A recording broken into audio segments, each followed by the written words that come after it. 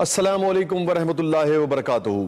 ناظرین گرامی، express news کی خصوصی رمضان ٹرانسمیشن میں ایک مرتبہ پھر خوش آمدید، اور وقت ہوا ہے ناظرین ہمارے سیگمنٹ خیر و عافیت کا، اور آپ جانتے ہیں کہ علماء کرام جو ہیں وہ ہمارے ساتھ موجود ہوتے ہیں اس سیگمنٹ میں، رونق افروز ہوتے ہیں، محفل میں جناب رونق بھی بڑھاتے ہیں، رہنمائی بھی ہماری کرتے ہیں، مختلف موضوعات جو ہیں وہ ہم ان کی رہنمائی سے بھی منتخب کرتے ہیں، اور خود بھی بعض اوقات ہم جو سوال ہمارے ذہن میں اٹھتے ہیں، ناظرین بھی جو ہمیں ای میلز بھیجتے ہیں اس کے مطابق بھی ہم کچھ موضوعات جو ہے منتخب کرتے ہیں، وہ دینی بھی ہوتے ہیں، وہ سماجی بھی ہوتے ہیں، عموماً دینی اور سماجی موضوعات جو ہیں لازم بات ہے ماہ رمضان کی مناسبت سے ہم سلیکٹ کرتے ہیں۔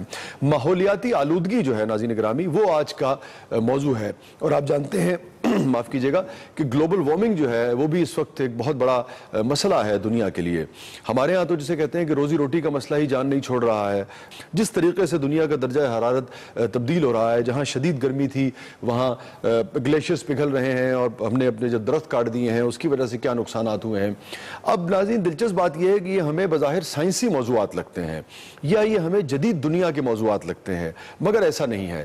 اگر آپ قرآن کے طالب علم ہیں، اگر آپ دین کے طالب علم ہیں، تو آپ بخوبی آشنا ہوں گے کہ صدیوں پہلے اس حوالے سے ہمیں رہنمائی بھی ملتی ہے، ان معاملات کی نشاندہی بھی ملتی ہے، اور ان معاملات کے حوالے سے ہدایت بھی باقاعدہ ملتی ہے۔ اسی حوالے سے ہم اپنے علماء کرام سے آج بات کریں گے کہ ہمیں دین اسلام جو ہے اس حوالے سے کیا کیا رہنمائی جو ہے فرماتا ہے۔ میں ایک چیز آپ کے ساتھ تعارف سے پہلے علماء کے شیئر کرتا چلوں کہ رسول اللہ صلی اللہ علیہ وآلہ وسلم کا معمول تھا کہ آپ باغوں میں تشریف لے جایا کرتے اور سائے میں کھڑے ہو کر اظہار مسرت فرماتے تھے، اور پھر وہ روایت آپ نے یقیناً سن رکھی ہوگی کہ سرکار دو عالم میرے آقا رسول اللہ صلی اللہ علیہ وآلہ وسلم نے فرمایا کہ جس کو درخت کاٹتے دیکھو اس کو سزا دو، اور یہاں تک فرمایا کہ اور جو کچھ اس کے پاس ہے اس سے لے لو۔ تو اتنی یعنی کہ درخت آپ کو محبوب تھے اور کاٹنے سے اتنی ممانعت فرمائی گئی ہے۔ ہمارے ساتھ موجود ہے علامہ تنویر الحق تھانوی صاحب، آپ سے دنیا آشنا ہے، ہماری بہت عزت افزائی کہ آپ وقت دیتے ہیں، تشریف لاتے ہیں، اور ڈاکٹر صاحبزادہ فرید الدین قادری صاحب، آپ کا بھی بہت بہت شکریہ، آپ تشریف لائے۔ علامہ صاحب، ایک تاثر یہ ہے کہ صاحب یہ گلوبل وارمنگ اور یہ سب تو جدید سائنسی علوم اور سائنسی معاملات ہیں، اور اپنا دین کے حوالے سے کوئی بہت زیادہ اس میں غالباً رہنمائی نہیں ملتی۔ میں تو سمجھتا ہوں یہ غلط ہے، لیکن آپ فرمائیے کہ اس کی مزید۔ بسم اللہ الرحمن الرحیم، میں شکر گزار ہوں آپ نے مجھے اس سعادت میں شریک کیا، اور آپ نے صحیح فرمایا کہ بظاہر یہی سمجھا جاتا ہے کہ یہ ایک سائنسی موضوع ہے، اور گویا لیکن ہم یہی سمجھتے ہیں کہ ظاہر ہے کہ اس کائنات کی پیدائش، آفرینش جو ہے، اللہ نے اس کائنات کو پیدا کیا اور انسان کو بھی پیدا کیا، تو قرآن کریم نے جو کہا ہے کہ وَمَا خَلَقْتُ الْجِنَّ وَالْإِنسَ إِلَّا لِيَعْبُدُونَ، اللہ نے اپنی عبادت اور بندگی کے لیے پیدا کیا ہے، تو بظاہر اس سے سمجھ میں آتا ہے کہ بس صرف عبادت اور بندگی مقصود ہے، لیکن بہت سی چیزیں ایسی ہیں۔ دیکھیے، ایک علم ہے تکوینی، تکوینیات بھی ہیں، ٹھیک ہے، اللہ تعالیٰ کون و مکان کے مالک ہیں، درست، تو اللہ کی صفت ہے کن فیکون، یہ بھی تو اس لیے تکوینیات میں آج بھی اللہ کی طرف سے جو بھی فیصلے ہوتے ہیں، تبدیلیاں آتی ہیں، موسم کی تبدیلی اور یہ سب کچھ اللہ کے حکم سے ہے، اور اسی لیے یہی وجہ ہے، میں ایک بات ویسے ہی ضمناً عرض کر رہا ہوں کہ اول تو ہماری قوم، ہمارے مسلمان جو ہیں بس وہ رمضان کا چاند پھر عید کے چاند اسی میں رہ گئے ہیں، اس کے علاوہ چاند نہیں دیکھتے، لیکن یہ جو ایک باتیں چلتی ہیں کہ صاحب وہ اگر فلاں چاند اتنے کا ہوا تھا تو اب اتنا ہوگا اور اتنے مہینے کے بعد، یہ اس قسم کی تخمینے وغیرہ لگانا بھی مناسب نہیں ہے۔ تو اللہ کی وہ جو تکوینی اللہ کی صفت ہے وہ ظاہر ہے وہ بھی قائم ہے، اور اللہ تو ہے ہی وہ ذات کے جو گویا ہمیشہ کے لیے ہے، اور اللہ کی ذات ہر چیز پر قدرت ہونا نہیں ہے، تو اس لیے اس میں کوئی شک نہیں کہ اس کا دین سے بھی تعلق ہے، اور گفتگو چلے گی تو انشاءاللہ بہت سی باتیں اس حوالے سے بھی۔ یہ فرمائیے مجھے، اگر ایک جملے میں، پھر مجھے بریک پہ جانا ہے، پھر فرید صاحب کی طرف بڑھنا ہے، کہ اور یہ اپنا اس کے اوپر جو بھی مصیبت آتی ہے وہ اس کی اپنی وجہ سے آتی ہے. یہ ماحولیاتی آلودگی کے پیچھے بھی تو ہماری اچھا تجسس اور مسخر کرنا ایک الگ چیز ہے، لیکن یہ جو غیر معمولی اسلحے کے تجربات، یہ جو غیر معمولی اپنا جسے کہتے ہیں روپیہ پیسہ جمع کرنے کی خاطر صنعتوں اور پھر صنعتوں کے معاملات میں اس کا پورا میکینزم نہ بنانا، یہ ہماری ہی وجہ سے تو ہو رہا ہے نا. یہ آیت ہے نا سر؟ جی ہاں آیت. جی ہاں. تو اگر ہم اس آیت کو بھی دیکھیں تو بڑی واضح ہے کہ یہ جو ماحولیاتی تبدیلی ہے اس کے ذمہ دار ہم خود ہیں. ہاں جی ہاں، یہ تو واضح اللہ تعالیٰ نے فرمایا کہ ظہر الفساد فی البر والبحر بما کسبت ایدی الناس. لوگوں کے اکتساب کا یہ نتیجہ ہے، جو ان کی حرکتیں ہیں، جو ان کے اعمال ہیں، اس سے بھی ان چیزوں کے اندر تبدیلیاں اور اثرات پڑتے ہیں. تو اگرچہ اللہ تعالیٰ اس کے پابند نہیں ہے، ٹھیک ہے، اللہ تعالیٰ تو ایک فیصلہ فرما دیتے ہیں جو، اور وہ اس میں ظاہر ہے کہ ہاں تو کن فیکون کی اللہ کی صفت ہے. تو اس لیے ظہر الفساد فی الارض میں بھی اس کو ہم شامل کر سکتے ہیں. آپ نے ایک بات کہی ابھی تو میں بس مثال آئی تھی کہ اسلحہ اور یہ اس قسم کے جو جتنے بھی گویا بارود اور یہ سب کچھ، ایک کسی کمرے میں صرف ماچس کی وہ تیلی جلا دیں، آپ دیکھیں پورے کمرے میں اسمیل آ جائے گی، حالانکہ وہ اسمیل نہیں تھی. تو اس کا مطلب یہ کہ اس کی جو کیمیائی ترکیب ہے پوری کی وہ بدل یہ جتنی بھی گویا کائنات میں اور یہ سب کچھ ہو رہا ہے، اس سے صرف نظر نہیں کیا جا سکتا، اور اس کو بھی اس میں ہم شامل سمجھتے ہیں. بالکل.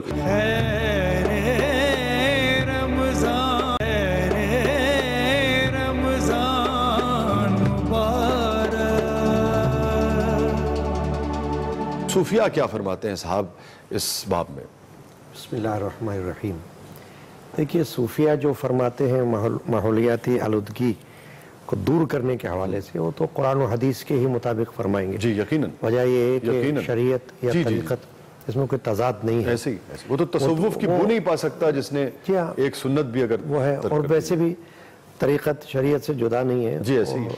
لیکن میں یہ عرض کروں پہلے کہ دیکھیے اللہ تبارک و تعالیٰ نے قرآن مجید میں یہ فرمایا ہے کہ اللہ تعالیٰ طہارت والوں کو پسند فرماتا ہے، اور حدیث پاک ہے الطہر نصف الایمان، کہ طہارت جو ہے وہ نصف ایمان ہے. ایسے ہی. تو طہارت جو ہے وہ آلودگی کی ضد ہے، آلودگی طہارت کی ضد ہے. جہاں آلودگی ہوگی وہاں طہارت نہیں ہوگی، جہاں طہارت ہوگی وہاں آلودگی نہیں ہوگی. سیدھی سی بات ہے. جب آلودگی ہوتی ہے پھر وہ کسی بھی قسم کی آلودگی ہو، پولیوشن جس کو ہم کہتے ہیں، وہ ماحولیاتی ہو، ٹھیک ہے، وہ ایئر پولیوشن بھی ہو سکتا ہے، وہ نوائز پولیوشن ہے، نوائز پولیوشن ہے دوسرا، اور وہ کچھ اور بھی پولیوشن قسم کے ہو سکتا ہے. پھر وہ اپنے نفس کی پولیوشن بھی ہو سکتی ہے اگر آپ دین کے اعتبار سے دیکھیں تو وہ بہت زیادہ بلکہ نفس کی تطہیر کریں گے تو ماحول کی آپ تطہیر بھی کریں گے. یہ جو آپ نے جب صوفیہ کا ذکر کیا آپ نے، تو اس میں جو تزکیہ نفس ہے وہ آلودگی ہی کو تو دور کرنے کا نام ہے، ظاہر ہے، تزکیہ نفس یا تصفیہ قلب. تو اسی طرح سے اگر باہر بھی آلودگی ہے، اس کو اگر ہم دور کرنے کی کوشش نہیں کرتے تو وہ بھی اللہ کی منشا کے خلاف ہے. ایک حدیث پاک مجھے یاد آتی ہے، صحیح بخاری شریف کی حدیث ہے، نبی اکرم صلی اللہ تعالی علیہ وآلہ وسلم کا ارشاد گرامی حضور فرمایا کہ جب ایک درخت کوئی انسان لگاتا ہے اور وہ پھلدار ہو جاتا ہے، اب اس کو پرندے بھی اس سے پھل کھاتے ہیں، انسان بھی پھل کھاتے ہیں، جب تک وہ کھاتے رہیں گے، لگانے والے اور کھانے والے دونوں کو ثواب ملتا ہے. سبحان اللہ. اچھا، درخت کی بڑی اہمیت اس زمانے میں بھی آئی ہے. فتح مکہ کا بھی بڑا مشہور کہ بھئی درخت کوئی نہ کاٹے، اس کو کوئی نہ کاٹے، اور احتیاط سے گزرے، فوجوں کو بھی حکم دیا تھا. اب یہ تو بالکل ہی آج کے حالات پہ منطبق ہوتا ہے تھانوی صاحب. جس طرح ہم نے اپنے وطن میں درخت کاٹے ہیں، اس کراچی شہر میں کاٹے ہیں، لاہور میں کاٹے ہیں، مری کو ہم نے آپ یہ سمجھیے کہ میدانی علاقہ بنا دیا ہے، اس کو کیسے دیکھتے ہیں آپ؟ یہ خالصتاً بہرحال یہ بہت ہی نااہلی ہے، اور درختوں کو تو یہ تو ایک قومی ورثہ ہے، اور انسانیت کا بہت بڑا اس میں گویا حق شامل ہے درختوں کے ساتھ. تو درختوں کا کاٹنا، دیکھیے ایک مشغلہ ہوتا ہے، گھاس پہ کوئی لوگ بیٹھ جائیں تو وہ گھاس اکھاڑتے رہتے ہیں. جی جی جی. حالانکہ منع کیا ہے اس سے، اس لیے کہ یہ بھی جاندار ہے. سبحان اللہ. آپ نے بلا وجہ اس کو جو ہے اس کی حیات کو منقطع سبحان اللہ، سبحان اللہ. تو اس گھاس کی بھی حفاظت کریں، اس لیے کہ اس میں بھی جان ہے. سبحان اللہ. اور فقہاء نے یہاں تک لکھا ہے کہ کاٹنا تو درکنار، اس درخت کے نیچے کے جہاں لوگ سایہ حاصل کرتے ہیں وہاں پر گندگی غلاظت بھی نہ کریں، یہ بھی نہ پھیلائیں، اس لیے کہ وہاں لوگ بیٹھنے سے قاصر ہو جائیں گے، اس کے فائدے سے محروم رہ جائیں گے، یا اس کی جڑیں کمزور ہو جائیں گی۔ تو جو آپ بتا رہے ہیں کہ ہمارے ملک میں یہ ہوا ہے اور ہو رہا ہے، تو یہ خالصتاً ایک مادیت چھا گئی ہے، اور ہر چیز کو بس پیسہ بنا لیا ہے کہ اس سے بھی پیسہ لیا جائے اور وہاں بنایا جائے۔ تو درختوں کا تو باقاعدہ ایک اویئرنس دینی چاہیے سب کو، اور درخت زیادہ سے زیادہ۔ اب یہ بھی ہے کہ بہرحال درختوں کو لگاتے ہوئے دیکھ لیں کہ بھئی آگے چل کے کوئی پریشانی نہ ہو، تو درختوں کی حفاظت جو ہے قومی ذمہ داری نہیں بلکہ دینی اور روحانی ذمہ داری بھی۔ اور آپ، میں اگر یہ سمجھنا چاہوں کہ بالکل جیسے آپ نے کہا کہ قانون کیا ہے اور سماج کیا ہے، لیکن آپ کیا فرمائیں گے کہ یہ سمجھتے ہیں کہ یہ گناہ کے زمرے میں آئے گا درخت کاٹنا؟ بالکل، وہ درخت کے جو سایہ دار ہے اور گویا کسی کے لیے پریشانی کا باعث نہیں ہے، کوئی نقصان کا بھی اندیشہ نہیں ہے، اس کو بلا وجہ کاٹنا جو ہے یہ اسلام اس کی اجازت نہیں دیتا۔ میں نے گھاس کی مثال اسی لیے دی ہے کہ وہ گھاس کو بھی اکھاڑ تو اس سے زیادہ کیا، بالکل بڑا بھی حیات اور جان رکھے، لیکن ہاں اگر کوئی آگے ضرورت ہے، کوئی انتہائی بشری ضرورت اس سے وابستہ ہو جائے، اس کے کاٹنے جس سے لوگوں کو آسانی اگر ان کی زندگی میں اس کو کاٹا جا سکتا ہے، اس کی گنجائش نکلتی ہے باہر۔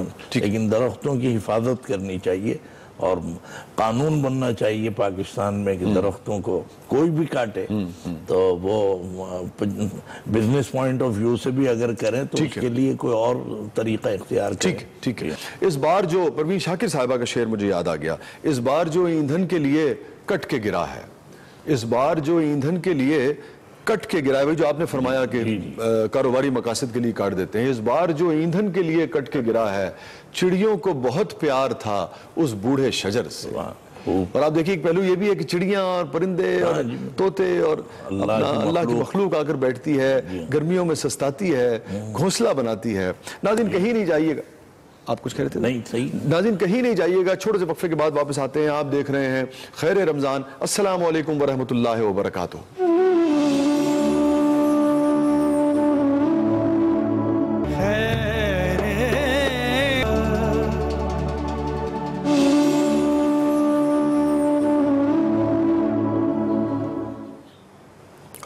السلام علیکم ورحمۃ اللہ وبرکاتہ۔ ناظرین گرامی، پروگرام میں دوبارہ حاضر خدمت ہیں، اور آج کا جو ہمارا موضوع ہے گفتگو کا وہ ہے ماحولیاتی آلودگی۔ ہمارے ساتھ موجود ہیں علامہ تنویر الحق تھانوی صاحب، ہمارے ساتھ موجود ہے ڈاکٹر صاحبزادہ فرید الدین قادری صاحب۔ میر کا شعر مجھے یاد آتا ہے، پھر میں قاضی صاحب کی طرف بڑھوں گا کہ چلتے ہو تو چمن کو چلیے، چلتے ہو تو چمن کو چلیے، کہتے ہیں کہ بہاراں ہے، پات ہرے ہیں، پھول کھلے ہیں، کم کم بادو بارہ ہے۔ اور یہ مجھے اس لیے بھی یاد آیا کہ جو حدیث شریف شروع میں بھی شیئر کی تھی کہ سرکار دو عالم صلی اللہ علیہ وآلہ وسلم کا معمول تھا کہ باغوں میں تشریف لے جاتے اور سائے میں کھڑے ہو کر درختوں کے پھر اظہار مسرت فرماتے تھے۔ تو کیسے یہ جو ہم نے اپنا نقصان کیا ہے، برباد کیا ہے اپنے ماحول کو، کیسے دیکھتے ہیں اس کو آپ؟ دیکھیے، مجھے ایک بڑی عرض کرتا ہوں، بڑی اہم بات اس درختوں کے حوالے سے ذکر چل رہا ہے، آلودگی کے حوالے سے ذکر چل رہا ہے کہ دیکھیے درخت جو ہیں جب تک سرسبز رہتے ہیں، حدیث پاک میں ہے کہ اللہ تعالیٰ کی تسبیح کرتے ہیں۔ جی ہاں، شجر تسبیح کرتے ہیں، بالکل۔ تو اس ایک اہم نقطہ ہے بڑا، اسے ہمیں نہیں بھولنا چاہیے۔ جب ہم درخت کو کاٹ دیں گے تو اس کی سرسبزی اور شادابی کا امکان باقی نہیں رہتا، ختم ہو جاتا ہے۔ علامہ اقبال کا جو شعر ہے، ملت کے ساتھ رابطہ ہے استوار رکھ، پیوستہ رہ شجر سے امید ہے بہار رکھ۔ اب آپ یہ دیکھیے کہ جب ایک چیز ہے جس کو آپ کاٹ دیں یا اس کی زندگی ختم کر دیں اور وہ اللہ تعالیٰ کی تسبیح سے رک جائے، بڑا آپ نے بیان، بڑا اہم بات بتا رہا ہوں میں کہ اس پر کسی کا دھیان جاتا نہیں۔ جب ہم درخت کو کاٹتے ہیں تو اس بات کی طرف دھیان نہیں جاتا کہ اگر انسان اللہ تعالیٰ کو یاد کر رہا ہے تو درخت بھی تو اللہ کو یاد کرتا ہے۔ جبکہ آپ دیکھیے کہ کچھ پرندے ایسے ہیں جن کے بارے میں ہماری یہ رائے ہمارے یہاں پائی جاتی ہے کہ یہ تسبیح کرتے ہیں یا ہر چیز اللہ کی کرتی ہے، تو اس کے معاملے میں ہم بہت محتاط رہتے ہیں۔ پھر ان درختوں کے اندر ان پرندوں کے گھونسلے بھی ہوتے ہیں، ان کے اپنے گھر ہوتے ہیں جو وہ اپنے بناتے ہیں۔ تو جب آپ اس درخت کو کاٹ دیتے ہیں تو ممکن ہے کہ وہ جو گھونسلے ہیں وہ بھی ختم ہو جائیں گے، ان کی زندگیاں بھی ختم ہوں گی۔ اب یہ جو میں بات عرض کر رہا تھا کہ وہ تسبیح سے رک جائے گا، اب آپ دیکھیے کہ جب ہم کسی قبر پر کوئی پھول ڈالتے ہیں تو اس کی بنیاد کیا ہے؟ وہ ماخذ ہے وہ حدیث پاک کہ رسول پاک صلی اللہ علیہ وسلم نے جب دیکھا کہ قبر کے اندر عذاب ہو رہا ہے تو آپ نے کھجور کی تر شاخ منگوائی اور اس کے 2 ٹکڑے فرمائے اور اس کو ان قبروں پر گاڑ دیا اور فرمایا جب تک یہ تر رہیں گی یہ اللہ تعالیٰ کی تسبیح کریں گی اور اس سے وہ عذاب دور ہوگا. اسی لیے ابھی جو حضرت نے تھوڑی دیر پہلے ایک بات کہی تھی نا، اس کا بھی اشارہ اس طرف ہے کہ قبرستان میں جو گھاس اگی ہوئی ہوتی ہے اس کو کاٹنا مکروہ ہے، منع کیا گیا ہے. وجہ اس کی یہی ہے کہ وہ تسبیح کرتی رہتی ہے تو قبروں پر اللہ تعالیٰ کی رحمت نازل ہوتی رہتی ہے. تھانوی صاحب یہ بڑا کمال کا نقطہ بیان فرمایا ہے اپنا قاضی صاحب نے، اور ہم نے گفتگو شروع کی تھی گلوبل وارمنگ سے اور وہ جو اوزون کی طے ہے اس میں شگاف پڑ گیا ہے، اس کی وجہ سے گرمی بڑھ رہی ہے یہ وہ، لیکن آتے آتے ہم آ گئے جو انہوں نے یہ بات فرمائی. اس کو آپ کیسے دیکھتے ہیں؟ اور یہ تو بڑا عمدہ نقطہ ہے. جی ہاں، یہ جو ڈاکٹر صاحب نے فرمایا اس کا چونکہ ایک معمول ہے اور بہت زیادہ اس کا ایک روایت، تو بہرحال جو ڈاکٹر صاحب فرما رہے ہیں کہ اس کا تعلق اس سے ہے تو یقیناً ہوگا. لیکن بس یہی ہے کہ قبروں پر بھی جو ہے اگر کوئی درخت وغیرہ اگانے کا ان کے آس پاس تو یقیناً وہ درخت جو ہے ان کا سایہ بھی رہتا ہے. پھر وہی بات تسبیح جو ہے، اس میں تو کوئی شک نہیں کہ تسبیح وَإِن مِّن شَيْءٍ إِلَّا يُسَبِّحُ بِحَمْدِهِ، ہر چیز جو ہے اللہ کی پاکی بیان کرتی ہے.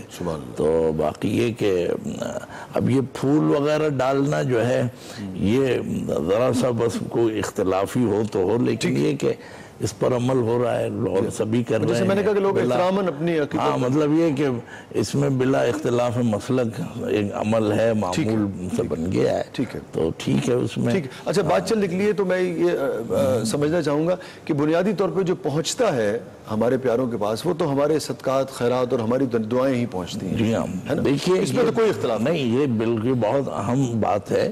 دیکھیے جو صاحب قبر ہیں اہل ایمان مسلمان، تو ہمارے ہاں بہت سے لوگ یہ سمجھتے ہیں کہ بس اب ان کا سلسلہ ختم ہو گیا، اب کچھ فائدہ نہیں ہے، قرآن خوانی کا بھی نہیں ہے، قرآن پڑھنے. یہ غلط ہے. یہ سلسلہ تو یوں سمجھیے کہ جاری رہتا ہے مرنے کے بعد بھی، ان کو ایصال ثواب کرنا اور ان کے لیے ٹھیک ہے عمل کی ہی بنیاد پر فیصلہ ہوگا، لیکن ایصال ثواب کے لیے منع نہیں کیا گیا. اور جتنا قرآن پڑھیں گے اتنا ہی مرنے والے کو. اور آپ اگر دیکھیے اس کا ایک اینگل جو مجھے اور بھی ایک طالب علم کی حیثیت سمجھ میں آتا ہے وہ یہ ہے کہ مثال طور پہ میرے والد مرحوم، تو اگر میں اور میرا ایمان ہے کہ بھئی اولاد جو ہے وہ صدقہ جاریہ بھی ہے آپ کی، تو میں اپنے آپ کو بھی پھر راست اس پہ رکھنے کی پوری کوشش کروں گا کہ بھئی اس کا جو ثواب ہے میرے والد کو ملے گا. تو یہ نسبت بھی آپ کو صراط مستقیم پہ رکھنے کے لیے ایک مدد فراہم کرتی ہے.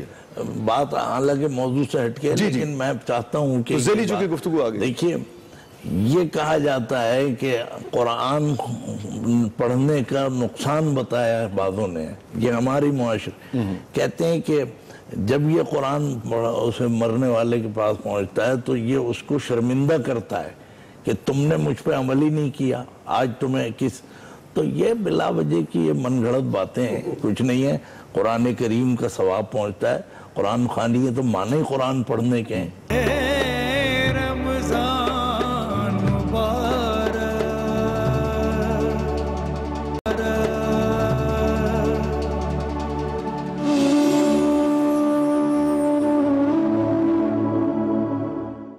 السلام علیکم ورحمۃ اللہ وبرکاتہ. ناظرین گرامی، پروگرام میں دوبارہ حاضر خدمت ہیں. خیر و عافیت ہمارا سیگمنٹ ہے اور ماحولیاتی آلودگی جو ہے اس پر اور اس کے مختلف پہلوؤں پر ہم نے علماء کرام کی اپنا خدمت میں اپنے سوالات رکھے تھے اور دین اسلام کی روشنی میں ماحولیاتی آلودگی کے حوالے سے، ماحول کو پاک رکھنے کے حوالے سے کیا رہنمائی جو ہے، کیا ہدایت ہمیں ملتی ہیں، اس پر بہت ہی عمدہ گفتگو فرمائی تھانوی صاحب نے بھی اور فرید صاحب نے بھی.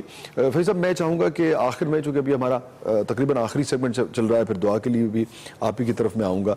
آج یہ فرمائیے کہ جہاں پہ حضرت نے ختم کیا تھا کہ جتنا آپ نیچر کے نزدیک رہیں گے، ایک بات انہوں نے کی کہ جو غیر بے تحاشا استعمال شروع کر دیا ہے ہم نے مختلف حالات کا، یقیناً وہ ہمیں سہولت بھی دیتے ہیں، آسانی بھی دیتے ہیں، مگر اس کو کیسے دیکھتے ہیں؟ نیچر کی حفاظت اور نیچر کے قریب رہنا. دیکھیے، جب کسی بھی چیز کا استعمال اس کو اچھا یا برا بناتا ہے، اب چیزیں تو اللہ تعالیٰ نے جو بھی پیدا فرمائی ہے وہ انسان کی ضرورت کے لیے پیدا فرمائی ہیں. انسان اسے غلط بھی استعمال کر لیتا ہے اور اچھا بھی استعمال کرتا ہے۔ جو چیزیں ہم غلط استعمال کریں گے ظاہر اس کے نتائج بھی غلط ہوں گے اور پھر اس کے اثرات بھی مضر ہوں گے۔ تو ہم جتنی بھی چیزیں سائنس کی پیدا کرتا ہے یا قدرت کی ہمارے سامنے نظر آتی ہیں، ان کا استعمال بھی انسان کے اپنے ہاتھ میں ہے۔ جب تک آپ نے ابھی ایک ذکر کیا تھا کہ ہارن کا، کہ کسی جگہ ہارن بجاؤ تو جرمانہ ہے، میں نے بھی یہ دیکھا غیر مسلم ممالک میں کہ وہاں پر ہارن تب بجایا جاتا ہے کہ جب کوئی غلطی کرے تو دوسرا اس کو مطلع کرتا ہے کہ آپ نے غلطی کی ہے، اور کیسے گھور کے دیکھتے ہیں ایک دوسرے کو، یہ نا، یعنی بلا وجہ اگر ہارن بجا لیا جائے تو اس کو بڑا برا سمجھا جاتا ہے۔ یہ جو آلودگی کے آپ نے ایک ٹاپک رکھا ہے بڑا اچھا ہے، وَلَا تُفْسِدُوا فِي الْأَرْضِ، قرآن مجید میں ہے کہ زمین پر فساد مت کرو۔ تو یہ فساد کے اندر یہ جو ہر قسم کی آلودگی ہے یہ بھی فساد کی قسم ہے۔ ہاں جی، چونکہ آپ فساد کا باعث بن رہے ہیں، نقصان کا باعث بن رہے ہیں۔ فساد سے مراد تو وہی ہے نا کہ ایک جو ہے وہ ایک مفسد ہے، بلیغ وہ ہے نا، وہ یعنی ایک خراب چیز ہے۔ تو جتنی بھی چیزیں ایسی ہیں کہ جن سے انسان آلودگی کا شکار ہو سکتا ہے ان سے بچنے کی ہمیں ضرورت ہے، وہ چاہے انسان کے اپنے اندر کی ہوں یا باہر کی ہوں، خارجی ہوں یا داخلی ہوں، دونوں سے۔ رذائل جو ہے ہمارے اپنے، حسد ہے، تکبر ہے، غیبت ہے، ٹھیک ہے نا، کینہ ہے، یہ بھی تو آلودگیاں ہیں، اور روح کو کثیف کرتی ہیں، روح کو کثیف کر رہی ہیں، مقدر کر رہی ہیں، لہذا ان سے بھی اپنے بچنے کی ضرورت ہوتی ہے اور پھر باہر کی آلودگی سے بچنے کی۔ اچھا تھانوی صاحب یہ فرمائیے، ایک سوال بڑا ذہن میں پیدا ہوتا ہے کہ 5 وقت مسلمان جو ہے وہ وضو کرتا ہے اور طہارت کے بغیر نماز کا لازم بات ہے ممکن ہی نہیں ہے کہ آپ نماز پڑھ سکیں، اس کے باوجود ہمارے رویوں میں پوری طریقے سے صفائی اور طہارت جو ہے، صفائی خاص طور پہ، وہ طاری کیوں نہیں ہو پاتی ہے؟ وضو کی حد تک تو ہم کر لیتے ہیں، غسل کی حد تک بھی کر لیتے ہیں، مگر وہی آدمی آپ کو کوڑا جو ہے وہ گھر کے باہر پھینکتا نظر آئے گا، ریپر باہر پھینکے گا، نوائز پولوشن بھی کر رہا ہوگا۔ یہ کمی کہاں ہے؟ کون سا ڈسکنیکٹ کس جگہ ہے کہ وہ کام کو کر بھی رہا ہے، سمجھ بھی رہا ہے، یہ بھی مان رہا ہے کہ یہ نصف ایمان ہے، مگر اس کے باوجود جب جدید معاملات میں آتا ہے تو بالکل بھی اس پہ عمل نہیں کر رہا بیشتر لوگ؟ دیکھیے، یہ دین اسلام نے جتنی باتیں بھی دی ہیں اللہ نے اور اللہ کے نبی نے، سرکار دو عالم صلی اللہ علیہ وسلم نے، ان کے اثرات تو آج بھی ختم نہیں ہوئے، نماز کے، روزے کے، ہر چیز کے، تلاوت قرآن۔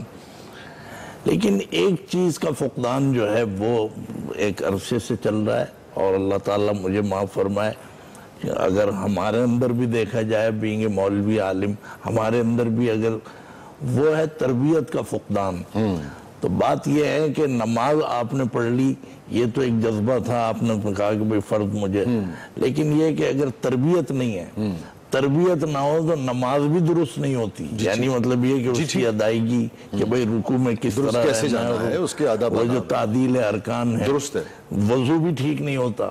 تو تربیت کا اصل میں فقدان ہے، اور اس میں ایک لامحالہ یہ سوال عوام میں اٹھتا ہے کہ صاحب یہ تربیت کون کرے گا؟ یہ علماء، دیکھیں علماء تربیت کرتے ہیں، الحمدللہ علماء نے کبھی کوئی اس میں وہ نہیں کمی کی ہے، لیکن اصل ضرورت جو ہے وہ یہ ہے کہ حکومت کا اس میں بہت بڑا دخل ہے کہ وہ ایک اس چیز کو جو ہے ایک ماحول بنائے کہ آپ پہلے ان کے حقوق تو دیں، آپ پہلے انہیں امن اور تحفظ تو دیں۔ اتنا الجھا دیا ہے معاملات میں انہیں، تو ان چیزوں کو آپ کنٹرول کریں، تب ان پہ تربیت کا اثر ہوگا، ورنہ معاف کیجئے جب تک یہ حالات نہ ہوں کسی کی بھی تربیت کا جو ہے اثر نہیں ہو سکتا۔ قرآن اور حدیث اپنی آب و تاب کے ساتھ موجود ہیں، لیکن اس کے باوجود مسلمانوں میں وہ رنگ نظر آتا ہی نہیں کہ جو آنا چاہیے۔ علامہ صاحب پھر درخواست کی جائے اپنا قادری صاحب سے دعا کے لیے جناب آخر میں۔ میں دعا سے قبل میں ایک شعر عرض کر رہا ہوں، مگر وہ شاعر مشرق حضرت علامہ اقبال کا ہے، آپ کی باتوں کی روشنی میں، کہ غوطے تو لگائے زمزم میں پر غرق ہیں حب دنیا میں، پانی نے بدن کو پاک کیا اب جان کو طاہر کون کرے؟ کون کرے؟ کون؟ دعا فرمائے آپ، اللہم صلی علی سیدنا محمد وعلی آلہ وصحبہ اجمعین۔ یا اللہ تعالیٰ آج کے پروگرام میں جو کچھ گفتگو ظاہری اور باطنی آلودگی کے حوالے سے کی گئی ہے، اے اللہ تعالیٰ تمام قسم کی آلودگیوں کو ہم سے دور فرما۔ یا اللہ تبارک و تعالیٰ ہمارا ظاہر اور باطن کو پاک فرما۔ اے اللہ تعالیٰ ہمارے معاشرے سے ہر قسم کی گندگی کو دور فرما اور ہمیں پاک اور صاف ہونے کی توفیق عطا فرما۔ آمین۔ وصلی اللہ تعالی علی سیدنا مولانا محمد وعلی آلہ وصحبہ اجمعین برحمتک یا ارحم۔ بہت بہت شکریہ ڈاکٹر صاحبزادہ فرید الدین قادری صاحب، آپ کی تشریف آوری کا، آپ نے وقت نکالا، کیا عمدہ گفتگو فرمائی، اور آپ کا بھی بہت بہت شکریہ علامہ تنویر الحق تھانوی صاحب، آپ تشریف لائے. اور بس یہ ہے کہ اپنی دعاؤں میں ہمیں بھی یاد رکھیے گا، کوئی تقصیر ہو جاتی ہے، کوئی غلطی ہو جاتی ہے تو اس سے درگزر فرمائیے گا. السلام علیکم ورحمۃ اللہ وبرکاتہ.